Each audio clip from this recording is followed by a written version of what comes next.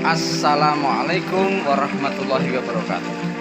Jumpa lagi dengan Mas Supri Lupa Tidur, yang pada kesempatan hari ini akan menyampaikan ataupun sharing tentang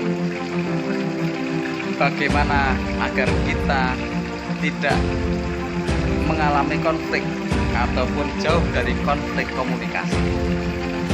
Ngomong-ngomongnya, jadi orang ngomong-ngomong itu sulit sebetulnya ya. Ngomong dengan orang lain itu kadang sulit. Maksud kita bicara A, oleh lawan bicara kita ditanggapi B, hingga banyak orang yang konflik itu hanya dipicu oleh kesalahpahaman dalam komunikasi. Nah, ini oleh karena itu akan saya sampaikan sedikit hal yang perlu kita ketahui, bagaimana agar kita tidak mengalami konflik dalam berkomunikasi. Nah, karena kita harus hati-hati ketika bergaul dengan orang lain, kita menjauhi sejauh-jauhnya konflik ataupun permusuhan. Nah, ini akan saya sampaikan agar kita itu terhindar dari konflik komunikasi atau pembicaraan, maka kita melakukan dua hal. Yang pertama adalah kita harus jujur dalam menyampaikan maksud kita, jujur dalam menyampaikan apa yang menjadi isi dari apa yang kita mau katakan. Kita jujur ya. Maksud saya itu begini, maksud saya itu begini. Ini kejujuran terhadap lawan bicara ya. Yang kedua, kalau kita punya pembanding, kita bandingkan ya, kita jadikan pembanding itu sebagai sesuatu yang seperti yang kita inginkan. Mau saya itu seperti dia itu, mau saya itu seperti si A, si B, si C ya, sehingga lawan bicara kita atau yang kita ajak bicara tahu, oh maksudnya begitu. Ini untuk mengurangi kesalahpahaman dalam menerima maksud pembicaraan. Nah, oleh karena itu kita harus menghindari, nah ini yang penting, menghindari kata-kata yang sulit ketika berbicara dengan orang lain, menghindari kata yang mempunyai banyak tafsiran atau multitafsir.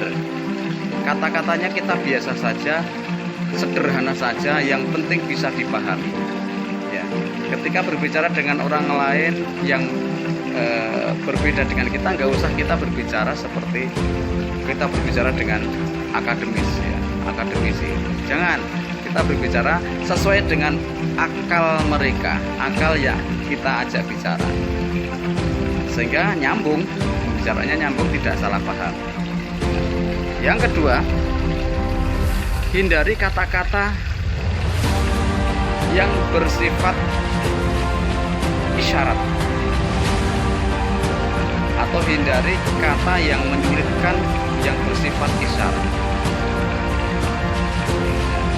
Kalau menekankan satu maksud dengan gerakan boleh, akan tetapi kalau dengan isyarat hindari, karena kadang orang itu menafsirkan isyarat itu berbeda dengan apa yang kita mau. Terakhir, kita harus berbicara yang lugas, apa adanya, sederhana dan mudah dipahami. Itulah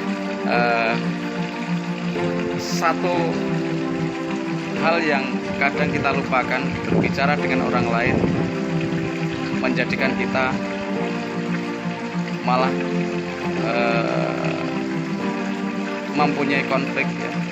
Itu karena apa? Karena di antara pembicara dan lawan bicara itu miskomunikasi atau misunderstanding ya. Salah pengertian, salah memahami apa yang menjadi maksud dari pembicara. Lawan bicara sulit mencerna apa yang menjadi maksud dari pembicara, karena mungkin pembicara itu dengan bahasa yang sulit juga, bahasa yang multitafsir tadi. Sehingga mari kita bersama-sama ketika kita berbicara dengan orang lain, kita ukur dulu kita akan berbicara dengan siapa. Ketika kita berbicara dengan orang yang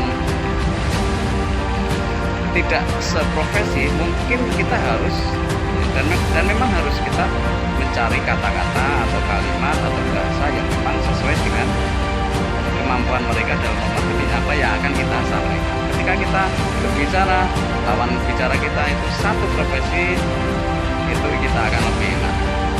Artinya satu frekuensinya sama.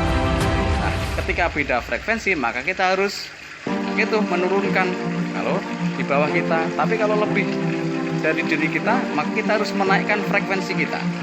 Nah, pinter-pinternya kita bagaimana kita akan berbicara dengan orang lain sehingga akan ketemu apa yang menjadi maksud kita, maksud pembicara, dan lawan bicara dengan mudah menerima maksud pembicara, sehingga jauh dari salah pengertian, jauh dari konflik. Assalamualaikum warahmatullahi wabarakatuh.